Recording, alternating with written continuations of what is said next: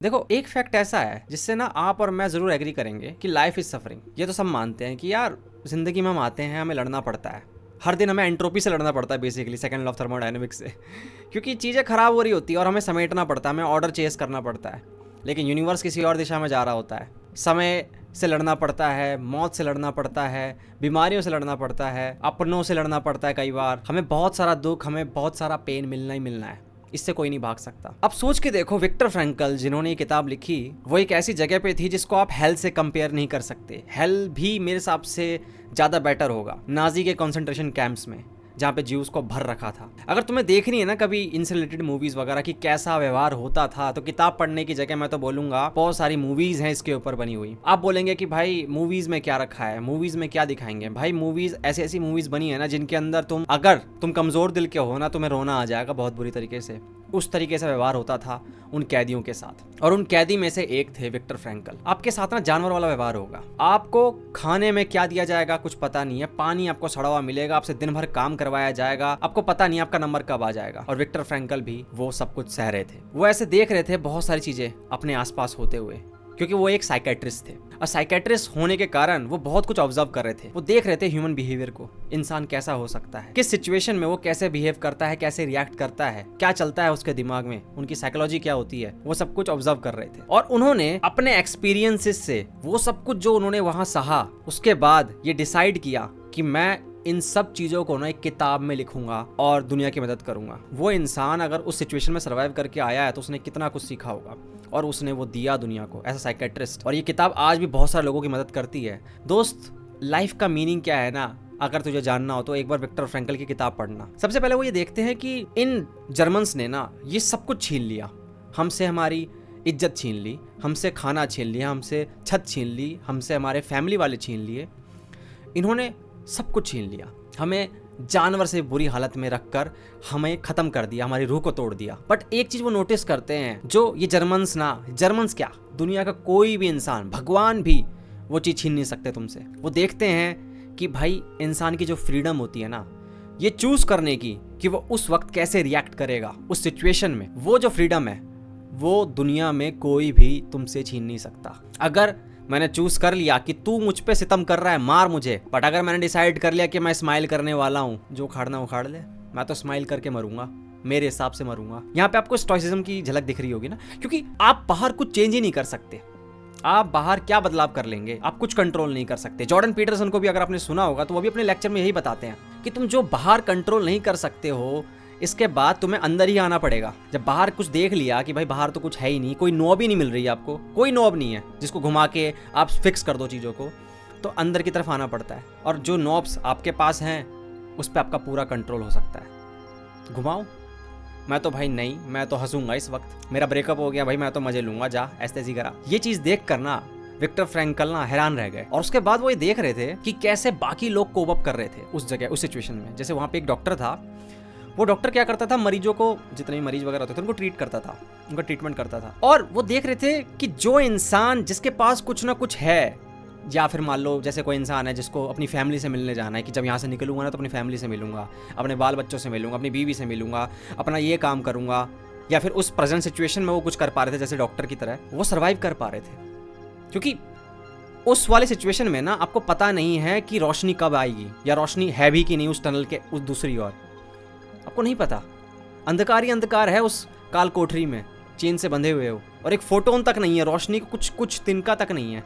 और उस वक्त भी आप एक उम्मीद लगाए बैठे हो कि कल को एक रोशनी की किरण आएगी और मैं ऐसे निकलूंगा। बट विक्टर फ्रैंकल कहते हैं कि वो रोशनी की किरण, वो जो होप है ना, वो मीनिंग दे रही थी कितने सारे लोगों को, उनकी ज़िंदगी को मीनिंग दे रही थी उनकी होप कि कल को मैं ये करूँगा। विक्टर फ्रैंकल को खुद इस होप ने या फिर इस चीज़ ने मीनिंग दिया, उस समय वहाँ पे उनको स्ट्रेंथ दी उस जगह पर सर्वाइव करने की। तो वो बोलते हैं कि देखो, एक इंसान की सबसे जो प्राइमरी ड्राइव होती है ना सर्वाइवल के बाद और रिप्रोडक्शन के बाद, वो होती है मीनिंग सीख करने की। जब उसके पेट में खाना आ जाता है ना और पानी आ जाता है, तो वो देखता है कि ओके अब मैं क्या करूँ, मेरी ज़िंदगी का मीनिंग क्या है।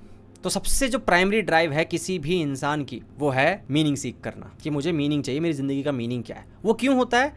क्योंकि भाई हम सेल्फ कॉन्शियस हैं, हमारी कॉन्शियसनेस के कारण हम इतने अवेयर हो चुके हैं कि अब हमें लगता है कि हमारा कोई पर्पस तो होगा ही ना, हम फालतू में थोड़ा ना आ गए। ये जानवरों के साथ नहीं होता, क्योंकि जानवर टाइम परसीव नहीं कर पाते उस वे में जिसमें हम करते हैं। तो जानवरों को नहीं पता कि मौत कब आने वाली है, या 10-12 साल की उम्र होती है उनकी, या 15 साल की उम्र होती है। हमें पता है हमारे पास फाइनाइट टाइम है, और उस फाइनाइट टाइम के कारण वो टिक टिक टिक टिक टिक टिक साउंड हमें सुनाई दे रही होती है। और वो साउंड जो है ना, हमें एंग्जाइटी दे रही होती है, हमें परेशान कर रही होती है। नहीं, ऐसा नहीं हो सकता, मैं इतना इंटेलिजेंट हूँ, मैं इतने रेयरली यहाँ आया हूँ, इतने सारे स्पम्स को हरा के आया हूँ इस दुनिया में, और मेरा कोई लाइफ का कोई मीनिंग नहीं है, ऐसा नहीं हो सकता। तो विक्टर फ्रैंकल कहते हैं कि जब ये प्राइमरी ड्राइव आपसे छीन ली जाए, मान लो कि अब आपको लगता है आपकी लाइफ का कोई मीनिंग नहीं है, और आप मीनिंग सीख ही नहीं कर पा रहे, आप ढूंढ नहीं पा रहे कि क्या चीज़ आपकी लाइफ को मीनिंग देती है, तो वैक्यूम क्रिएट हो जाता है, और इसको कहते हैं एग्जिस्टेंशियल वैक्यूम।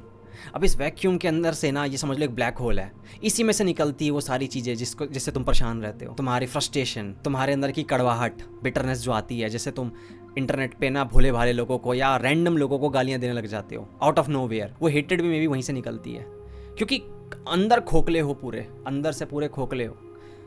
तो फ्रस्ट्रेशन, एंगर, डिप्रेशन, ये सारी जितने भी मेंटल हेल्थ इश्यूज होती है ना, मोस्टली विक्टर फ्रैंकल के अकॉर्डिंग वो इसलिए निकलती है क्योंकि वो वैक्यूम वहाँ पे बन चुका है, और उस वैक्यूम के कारण आप परेशान हो। अब किया जाए इस वैक्यूम को भरने के लिए? और ऐसी सिचुएशन में जहाँ पे तुम भाई जिंदगी में मौत से लड़ रहे हो, जहाँ तुम्हारे कुछ नज़र ही नहीं आ रहा तुम्हें, उस कॉन्सेंट्रेशन कैंप में तुम्हें क्या पता क्या होने वाला है, क्या क्या ढूंढोगे भाई, क्या चीज़ मीनिंग देगी तुम्हें? कुछ नहीं मिलेगा। तो क्या क्या है ऐसी चीज़ें जो आपको मीनिंग दे सकती है उस सिचुएशन में भी, हेल लाइक सिचुएशन में भी? वो बताते हैं 3 तरीके की चीज़ें हैं जो आपको मीनिंग दे सकती है। सबसे पहली चीज़ जो मीनिंग देती है ना तुम्हें, वो देता है तुम्हारा काम। तुम्हारा काम अजीब लगेगा, पर जिन लोगों ने भी अपना काम ढूंढ लिया है ना, जैसे नारायण मूर्ति अब देखते हो, वो बोलते रहते हैं भाई ये यूथ कैसा है भाई, लेजी है, 70 घंटे भी काम नहीं कर सकता। वो इसलिए ऐसा कह पाते हैं क्योंकि उनका काम उन्हें मीनिंग देता है, उनको मज़ा आता है उस काम में। पर बाकी जो यूथ है बेचारा, जो फंस गया है उस रैट रेस में, उसको मज़ा नहीं आता है, तो नहीं देख पाता उसमें मीनिंग या पर्पस उस काम में 70 घंटे में। तो जिन लोगों को अपने काम से मीनिंग मिल जाता है, उनका वैक्यूम भर गया। अब वो उस काम में ही अपनी ज़िंदगी झोंक देते हैं पूरी।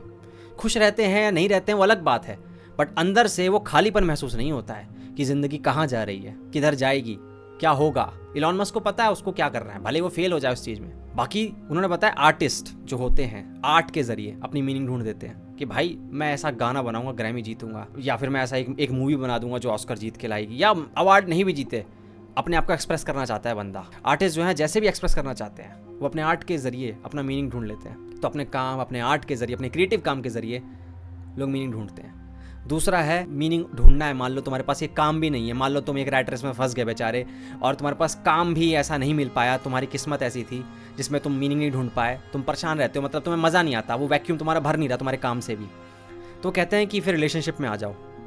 रिलेशनशिप मतलब तुम्हारी फैमिली के लिए कुछ करो। अगर तुम शादीशुदा हो तो फिर तो बच्चे वगैरह हैं उनके लिए ही करोगे। अभी मेरा एक दोस्त है, उससे पूछता हूँ भाई ये ड्राइव कहाँ से आती है, तो बोलता है पहले तो यार मैं पर्सनल गेंस के लिए कुछ कर रहा था, जो मेहनत कर रहा था, लेकिन अब बच्चों के लिए करता हूँ जो करता हूँ। तो उसके बच्चे उसको मीनिंग देते हैं, किसी के लिए उसकी बीवी, जैसे कि हमारे विक्टर फ्रैंकल जो है उनकी बीवी की यादों में वहाँ पे सर्वाइव कर पाए, उनकी यादें जो थी उसका स्ट्रेंथ बनी उनकी। तो प्यार, रिलेशनशिप, फैमिली, या फिर ज़रूरी नहीं है कि आपकी फैमिली ना हो, तो मान लो आपकी है तो आपके दोस्त हो सकते हैं, क्या पता आपकी सोसाइटी, आपकी कम्युनिटी हो जिसके लिए आप कुछ करना चाहते हो सकता है कि आप एक एनिमल के लिए क्यों ना सोचने लग जाए कि हाँ भाई मैं एनिमल के लिए कुछ करूँगा, वहाँ से मीनिंग मिल जाता है। और तीसरी चीज़ जिससे वैक्यूम भरे, मान लो तुम्हारे पास ये भी नहीं हुआ, मान लो तुम्हारा वैक्यूम तुम्हारे काम से भी नहीं भरा, या तुम्हारे रिलेशनशिप से भी नहीं भरा, तुम्हारे लोग भी नहीं मिले, एटीट्यूड ही ऐसा रखो कि हाँ भाई ठीक है नहीं मिल रहा मीनिंग, मैं अब ढूंढता रहूँगा, एक डिटेक्टिव बन जाऊँगा, अपना मीनिंग ढूंढूंगा, और इस सफ़र में ही मुझे मीनिंग मिल जाएगा मेरी ज़िंदगी का।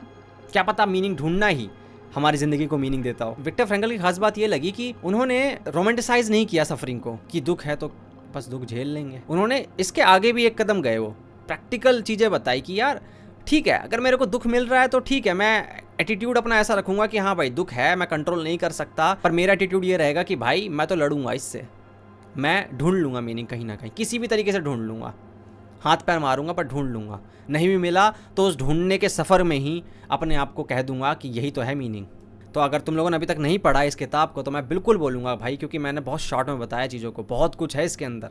तुम पढ़ोगे तो तुम एक्सपीरियंस कर पाओगे उनके पेन को, कि उन्होंने क्या क्या देखा और क्या क्या सहा है वहाँ पे, और उस हालात के अंदर भी लड़ के बाहर निकले हैं। और सबसे कमाल की बात यह है कि जो ट्रॉमेटिक वो ना सिचुएशन थी, सीधी सी बात है भाई, जो ट्रॉमा मिला था लोगों को, पीटीएसडी वगैरह हुआ था, उनकी मदद की थी। उसके बाद उन्होंने एक नई तरीके की थेरेपी उन्होंने बनाई थी, लोगो थेरेपी, जिसमें वो लोगों को मदद कर रहे थे कैसे अब लाइफ में नेविगेट करना है, कैसे उस गिल्ट से बचना है। यार एक गिल्ट आ जाता है, यू नो, ये क्वेश्चन बहुत आता है लोगों के मन में जब वो ऐसी सिचुएशन से बाहर निकलते हैं कि मैं ही क्यों, मेरे साथ ही ऐसा क्यों हुआ। उससे बाहर निकलने में कौन मदद करेगा उसकी? पीटीएसडी जो होगा उसका क्या, जिनको खोया है उनको खोने का जो दुख है उसका क्या। इन सब से जो परेशान थे, जो तकलीफ़ में थे, उन लोगों की मदद करी विक्टर फ्रैंकल ने। तो एक हीरो ही थे यार, एक हीरो ही थे वो। तो भाई मैं बिल्कुल रिकमेंड करूँगा किताब पढ़ने के लिए। और अगर तुमने पढ़ रखी है तो बहुत अच्छी बात है भाई, मुझे कमेंट सेक्शन में मुझे बताना कि भाई क्या सीखा तुमने उससे और तुम्हें कैसी लगी किताब, ठीक है। तो भाई आज के लिए इतना ही, thank you so much for watching. अगली वीडियो में मुलाकात होगी, तब तक के लिए ध्यान रखो, गुड बाय।